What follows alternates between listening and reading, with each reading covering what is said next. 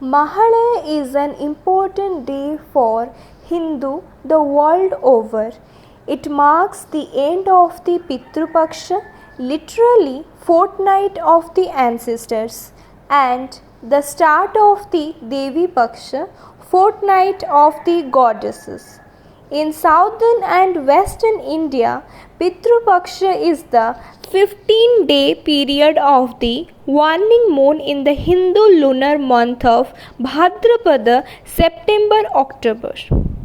Due to a variation in the calendar in northern and eastern India and in Nepal, this period is considered to occur in the month of Hindu lunar month of Aswin, which sounds confusing, especially because in practice this is only a difference in nomenclature. Pitru Paksha takes place during the same 15-day period for all Hindus.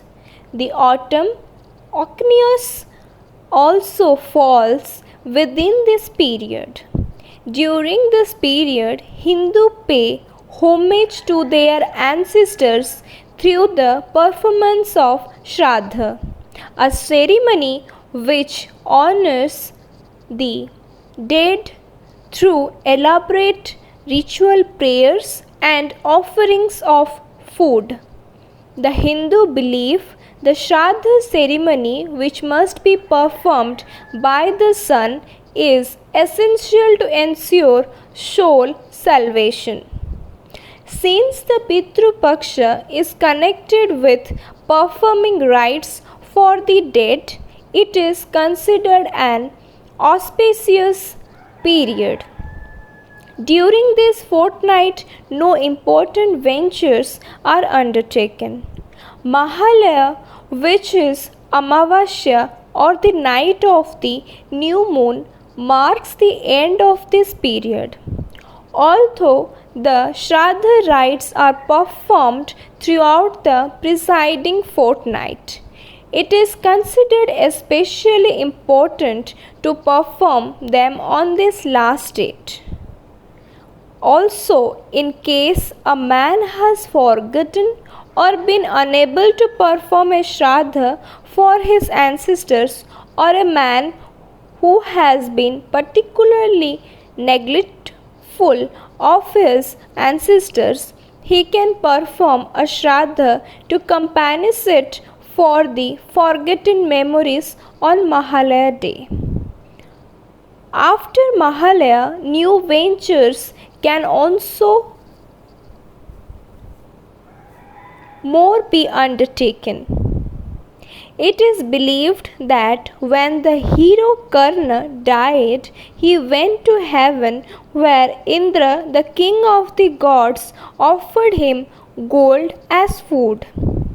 Of course, Karna could not eat gold and asked Indra why he was not being given real food. Indra explained to Karna that he had never made an offering for food to his ancestors, even though he had given away gold and jewels in charity. I did not know who my ancestors were, protested Karna, so how could I make any offerings to them? Karna had a point, for though a noble prince, he had been cast away by his mother, the Princess Kunti, at birth.